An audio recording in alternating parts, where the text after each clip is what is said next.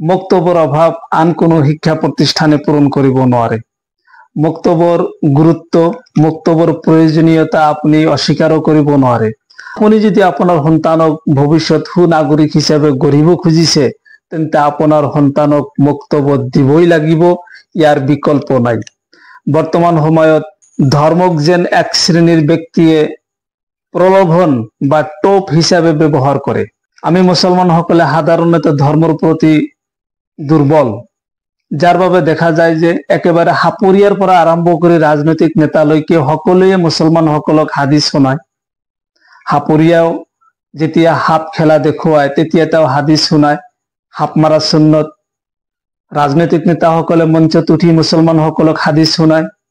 এই যে হাদিছ শুনোৱাৰ যি প্ৰতিযোগিতা, এয়া আচলতে হাদিছ শুনোৱা নহয়, মুছলমানসকলক আকৰ্ষিত কৰাৰ বাবে এয়া এক ধৰণৰ প্ৰলোভন। সাপৰিয়াৰ পৰা আৰম্ভ কৰি ৰাজনৈতিক নেতালৈকে প্ৰতি শ্ৰেণীৰ ব্যক্তি বা দল সংগঠনে এয়া ভালকৈ জানে যে মুছলমানসকলক ঠগিবলৈ হলে মুছলমানক হাদিছ শুনাব লাগিব, মুছলমানক ধৰ্মৰ কথা ক'ব লাগিব, তেতিয়াহে মুছলমানক ঠগিব পাৰিম। বৰ্তমান সময়ত বিভিন্ন ব্যক্তিগত খণ্ডৰ স্কুল বা জাতীয় বিদ্যালয়ে তেখেতসকলে ধৰ্মীয় শিক্ষাৰে শিক্ষিত কৰিব আপোনাৰ সন্তানক, এই প্ৰতিশ্ৰুতি তেখেতসকলে দি আপোনাৰ সন্তানক এডমিশ্যন লৈ আছে।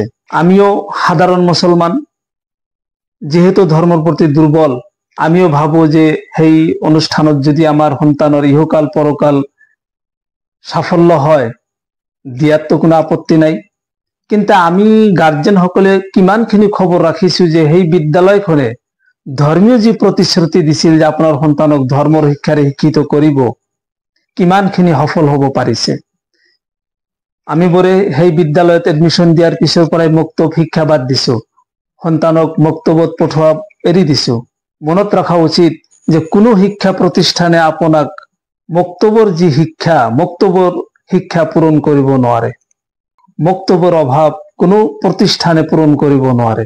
আপোনাৰ সন্তানজনে যিটো বিদ্যালয়ত পঢ়ি আছে, তাতে যি প্ৰতিশ্ৰুতি দিয়া আছে, আপুনি কেতিয়াবা খবৰ ৰাখিছেনে যে কিমানখিনি ধৰ্ম শিকিলে?